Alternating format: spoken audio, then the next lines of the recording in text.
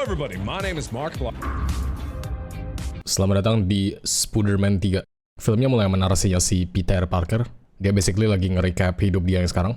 Dia masih jadi Spider-Man, semua orang suka dia, kuliah dia lancar. Terus kita lihat ada si Gwen Stacy, yang diperanin nama goddamn Bryce Dallas Howard. Gua gak ngerti kenapa si Peter gak mau sama si Gwen aja.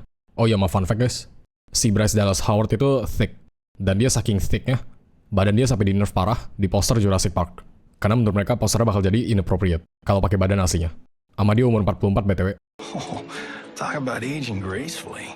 Si Peter sekarang mau nonton si MJ nyanyi. Sama dia juga mau lamar si MJ. Si Peter lagi nonton. Obviously di sana ada si Harry juga. Si Harry nggak pernah bolos nontonin si MJ. Dari sini si Harry udah dendam sama si Peter. Pas acaranya kelar, si Peter ketemu si Harry. Dia mau jelasin semuanya, tapi si Harry malah suruh ngobrol aja sama bokapnya yang udah dead. Pas di rumah, si Harry pakai super serumnya buat balas dendam, dan dia jadi the new Green Bahlil atau Hobgoblin lah ya. Heck, atau enggak, Little Goblin Jr. si Peter sama si MJ sekarang lagi dating. Terus tiba-tiba ada meteor, dan itu meteor black shit gue gitu. Pas si Peter sama si MJ pulang, black shitnya nempel di motornya. Oke, sekarang kita ke nih orang. Dia habis kabur dari polisi. Kelihatannya nih orang mau rampok rumahan di bocil, tapi ternyata itu rumah dia, dan itu bocil anaknya.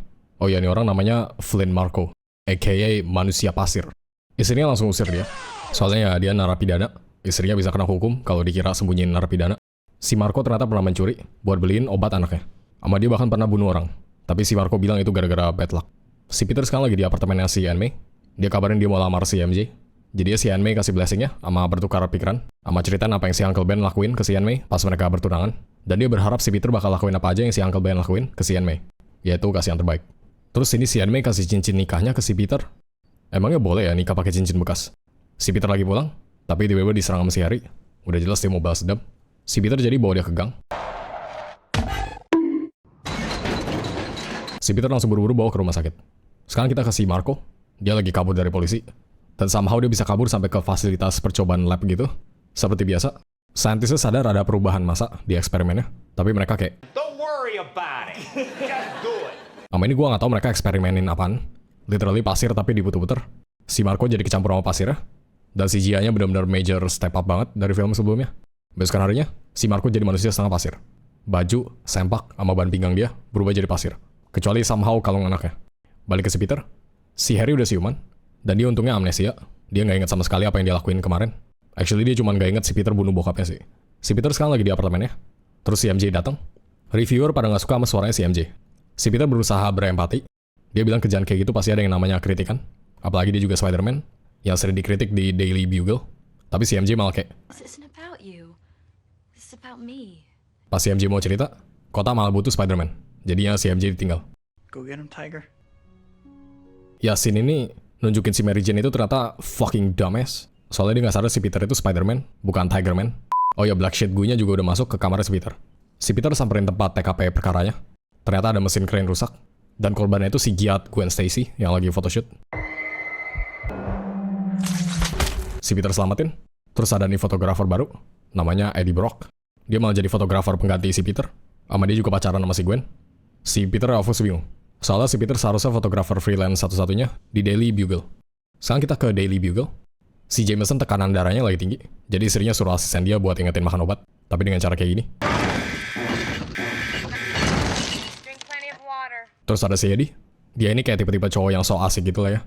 Terus si Betty ngomong ini. What's that smell? Something called nice and easy. What's on you? It's called go away. Si Eddie kasih lihat foto Spider-Man sambil ngeboost egonya si Jameson supaya dia diangkat jadi karyawan tetap. Terus si Peter juga kasih lihat fotonya. Si Jameson pilih fotonya si Eddie. Soalnya lebih bagus sama lebih murah juga. Mereka berdua pengen jadi karyawan tetap. Jadi si Jameson kasih mereka challenge. Siapa yang bisa dapetin foto si Spider-Man jadi kriminal, dia bakal jadi karyawan tetap. Si Peter sekarang lagi di New York. Dia mulai lihat orang-orang sekarang pada suka sama dia. Oh ya, ada si Stanley juga. Rest in peace ya Stanley. Si Harry juga udah boleh pulang, dan si Peter sadar kekuatannya si Harry masih ada. Artinya dia mampus kalau si Harry ingetannya balik. Sekarang kita ke si MJ. Dia ternyata udah digantiin sama penyanyi baru. Sama si MJ bukannya seneng, sekarang semua orang suka sama Spider-Man. Tapi dia malah sirik. Dia berasa ke overshadow sama si Spider-Man. Ya sekali lagi, pacar terburuk Peter. Atau pacar terburuk in general sih. Cewek macam apa yang gak seneng lihat cowoknya sukses. Tapi ini si Peter juga aneh. Si Gwen lagi adain festival Spider-Man. Sebagai terima kasih, udah selamatin semua orang tanpa imbalan. Tapi pas si Spider-Man datang, dia malah izinin si Gwen cium. Padahal dia tahu ada si MJ. Yang punya common sense cuma dibocil anjir. Terus tiba-tiba ada si Sandman, dia lagi mau rampok mobil bank. Si Peter lawan, tapi ya of course gak guna. Dia terbuat dari pasir. Oke, sekarang malam si Peter bakal lamar si MJ. Sama sekali lagi ada cameo-nya si Bruce Campbell. Kali ini dia jadi mater. Si Peter request taruh cincinnya di gelas champagne-nya. Ntar pas waktunya tepat, dia bakal panggil waiternya.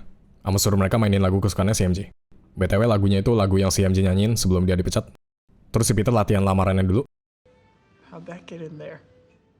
Si Peter pas nggak sengaja hamilin si MJ bilang, si MJ udah datang? Apakah lamarannya bakal lancar? Of course tidak. Ini si Peter Parker. Nggak ada happy ending buat si Peter. Si MJ mau cerita dia lagi merasa gagal, gara-gara baru dipecat. Tapi si Peter malah basically bilang dia suffering from success. Literally hal opposite yang si MJ rasain sekarang. Terus buat tambahin oli ke apinya, ada si Gwen Stacy. Si Gwen bilang dia rekan labnya si Peter. Terus dia juga minta foto dia ciuman sama Spider-Man. Si MJ of course langsung ngambek. Si Peter nggak pernah ceritain tentang si Gwen, sama dia jadi bingung tadi yang cium si Gwen itu siapa? Si Peter Parker atau si Spider-Man? Ditambah itu posisi kissing kesukaan si MJ. Jadi dia pergi ngambek. Besokan harinya si Peter ditelepon ke kantor polisi. Mereka kabarin kalau pembunuhnya si Uncle Ben bukan orang yang waktu itu, tapi si Marco. Sebelum dia kabur, dia ternyata ngaku ke cellmate-nya. Si Peter langsung bayangin skenario si Marco bunuh si Uncle Ben secara keji. Dan ini bikin si Peter dendam lagi. Pas si MJ samperin aja, dia malah ngusir. Sama dia bahkan fucking bilang ini. I don't need your help. Si Peter mulai dengerin radio polisi terus, berharap dia bakal dapetin info tentang si Sandman lagi. Dia ketiduran, terus dia disantap sama Black Sheet yang waktu itu ikutin dia pulang. Sama si Peter entah kenapa kelihatan sensual banget pas disantap sama Black Sheet-nya. Pas bangun-bangun, si Peter jadi hitam. Tapi dia suka sama kekuatan barunya. Si Peter dengar ada bank yang lagi dirampok sambil ada badai pasir. Dia langsung tahu itu si Marco, jadi dia samperin. Di TKP-nya ada si Eddie, terus si Spider-Man hancurin kamera dia. Property damage termasuk criminal offense BTW. Si Eddie literally bisa tuntut si Spider-Man. Heck, seharusnya dia juga yang dapat posisi karyawan tetapnya. Si Spider-Man tadi literally udah jadi kriminal. Tapi I guess nggak ada bukti, jadinya si Eddie nggak bisa lapor. Nggak penting. Si Peter ikutin jejaknya si Sandman, dan mereka berantem. Si Sandman kena gerangan air, dan obviously pasir kalau kena air jadi banyak. Jadi si Peter hancurin pipa, dan si Sandman mati. Si Peter udah di apartemennya. Give me rent. You'll get your rent when you Fix this damn door. Give me rent. I missed the part where that's my problem. Si Peter kabarin Spider-Man barusan bunuh pembunuh uncle-nya. Dan reaksinya si Aunt May nggak sesuai sama apa yang si Peter harapin. Si Aunt May kecewa sama Spider-Man. Dia tahu Spider-Man seharusnya nggak mau bunuh. Si Peter bingung. Seharusnya si Marco pantas dibunuh. Dan di sini si Aunt May ngomong sesuatu yang gue berharap mayoritas orang bisa ngerti. I don't think it's for us to say whether a person deserves to live or die. Si Aunt May juga bilang si Uncle Ben nggak mungkin mau suruh mereka balas dendam. Soal balas dendam itu kayak racun, yang lama-kelamaan ngerusak hati nurani kita, jadi sesuatu yang buruk. Dan di sini si Peter kelihatannya masih belum ngerti sama apa yang si Aunt May bilang. Sekarang kita ke si MJ. Dia barusan diterima kerja sebagai waiters sama singer. Dan gara-gara si Peter nggak mau dengerin cerita dia jadinya cari peralihan. Mereka masak bareng, nari bareng, sama ini.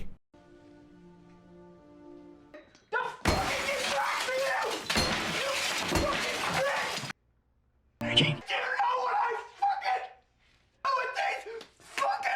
Mary Jane. Si MJ langsung pergi gara-gara dia merasa bersalah. Terus si Harry jadi dengar ada suara spooky bokapnya. Dan dia langsung inget kalau si Peter yang bunuh bokapnya. Si Norman juga suruh si Harry lawan si Peter pakai cara klasik, yaitu We attack his heart. si Harry culik si MJ, dan dia suruh si MJ do stuff, yaitu ketemu sama si Peter, terus putusin dia. Tapi entah kenapa actingnya si MJ kelihatan genuine banget, kayak dia beneran bakal putusin si Peter tanpa ancaman si Harry. Si Peter abis itu ketemu sama si Harry, dan si Harry bilang alasan si MJ putusin gara-gara dia. Si Harry itu the guy, dia yang bikin si MJ merasa terpenuhi. Si Peter langsung kecewa pas dia lihat si Harry. Ya ini orang palingan sembunyi ke kolong meja, kayak orang retard. Gara-gara beban kehidupannya, si Peter jadi mau embrace kekuatan Black Suit-nya. Dan dia samperin si Harry. Di sini si Harry ngomongin apa aja yang dia udah lakuin ke si MJ, sama ngomongin tentang strawberry. That taste. Strawberries. Mereka berantem. Now I'm gonna kick your little ass. Si Harry kalah. Dia bahkan bilang si Norman lihat si Harry sebagai aib. Sama ini. Look at little Goblin Jr. Gonna cry? Gonna piss your pants maybe?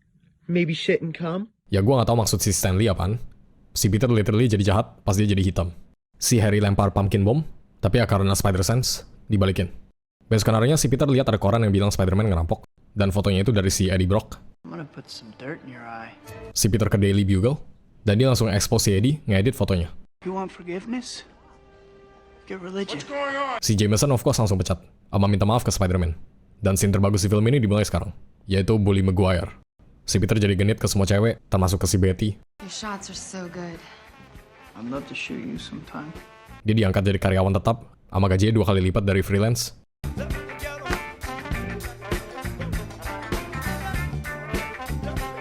Oke, OT guys. Gue nyesel banget kagak beli Battle Pass di Marvel Rivals. Isinya literally ada symbiote suit sama dance emote-nya. Gue bukan Spidey player sih. Tapi tetap aja gue pengen punya skinnya. Sekarang kita kasih Marco. Dia ternyata masih hidup. Pasir pasti bisa kering. Sama nama anak dia ternyata Penny. Si Peter sekarang malah pacaran sama si Gwen.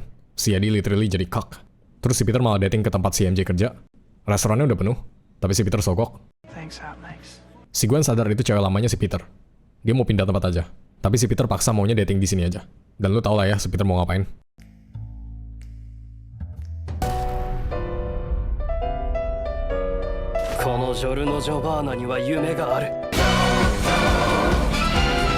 Si Gwen sadar itu semua buat si MJ. Jadi dia minta maaf sama pergi. Si Peter mau ngobrol sama si MJ, tapi malah jadi ribut. Sama dia bahkan gak sengaja nonjok si MJ. Who are you? Si Peter langsung jadi sad boy di atas gereja. Dia ke bel gerejanya, dan dia mulai bukain bajunya. Terus kebetulan ada si Eddie juga. Entah kenapa nih orang malah berdoa buat bunuh si Peter. I want you to kill Peter Parker. Ya berdoa itu buat pengakuan dosa, ucap syukur, atau kedamaian. Bukan buat ngutuk orang anjir. Si Eddie dengar ada sesuatu di atas. Pas dia samperin, dia kena black shit gunya. Dan akhirnya...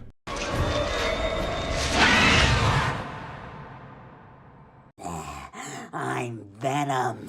Or should I say, we're Venom.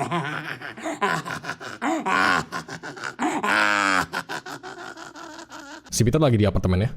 Terus si May datang. Dia mau nanyain kabar sama si MJ. Si Peter bilang dia sakitin si MJ. Aman dari kewajibannya si Spider-Man, si Peter jelas belum siap. Dia jadi bingung harus ngapain. Dan si May suruh melakukan hal yang paling susah, yaitu memaafkan diri sendiri dulu. Sekarang kita ke si Eddie. Si Eddie somehow tahu si Sandman juga benci sama si Spider-Man. Sama dia juga somehow bisa tahu si Spider-Man itu si Peter. Apparently nih orang matanya bisa nge-zoom pas di gereja tadi. Parker. Si Venom jadi ajak si Sandman buat kerjasama bunuh si Spider-Man. Si MJ sekarang mau kerja, tapi dia malah diculik sama si Eddie. Ya sekali lagi, somehow si Eddie tahu pacara si Peter itu si MJ. Ditambah dia juga tadi literally lihat si Peter pacarannya sama si Gwen, bukan sama si MJ. Berita langsung muncul di mana-mana. Si MJ ditaruh di atas ini. Si Peter langsung ambil kostum lama dia, sama samperin si Harry. Dia somehow masih hidup, padahal habis kena point blank pumpkin bomb. Si Peter minta bantuan dia, soal si MJ itu pacar mereka. Oke, itu kedengeran stupid banget kalau gua ngomong keras-keras. Si Harry of course gak mau. Dia bilang si Peter gak layak dapetin bantuan dia. Si Peter pergi, terus butlernya kasih tahu di malam kematian si Norman, dia sempat bersihin lukanya, dan luka tusukannya itu berasal dari glidernya sendiri. Jadi dia 100% yakin si Norman beneran mati gara-gara dia sendiri. Bisa aja si Peter bunuh si Norman pakai glidernya sendiri sih. Tapi whatever. Si Spider-Man mau selamatin si MJ. Ooh, my spider sense is tingling. If you know what I'm talking about. Boner! Mereka berantem, si Peter of course kalah. Dia digeng sama 2 orang. Untungnya ada si Harry, dan mereka berhasil selamatin si MJ.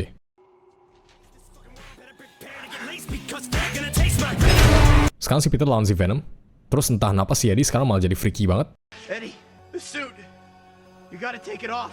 Oh, you'd like that, wouldn't you? Si Peter sadar, kelemahan simbiotnya itu suara kenceng. Jadi dia pakai metal pipe ini buat selamatin si Eddie.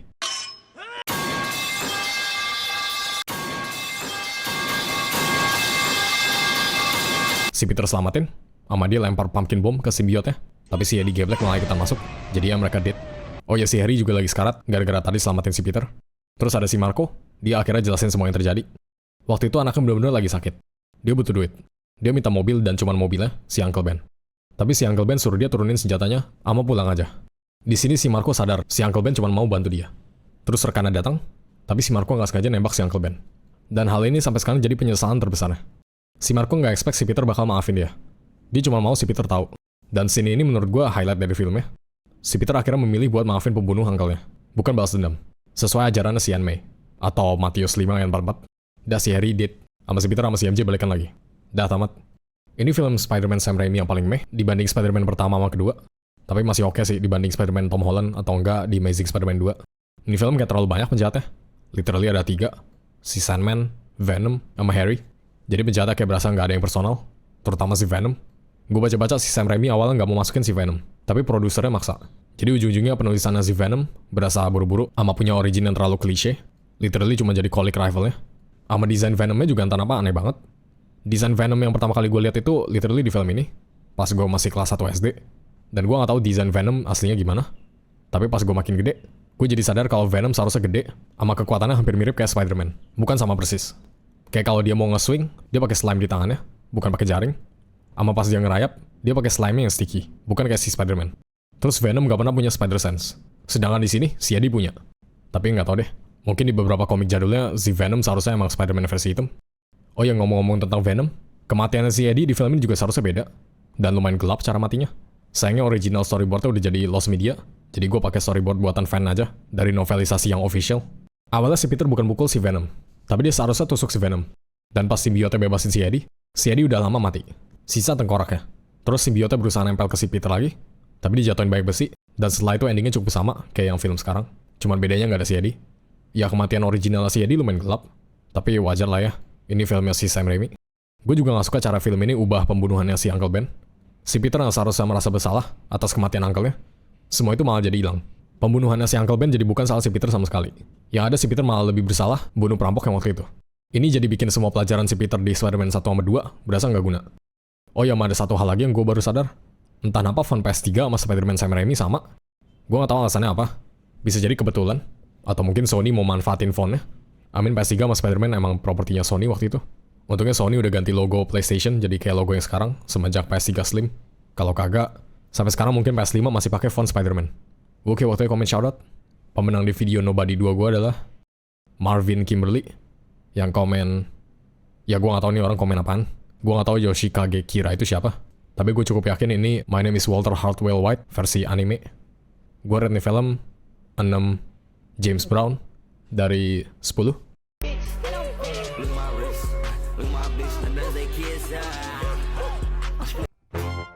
Makasih ya buat orang-orang yang udah support gue di bulan ini.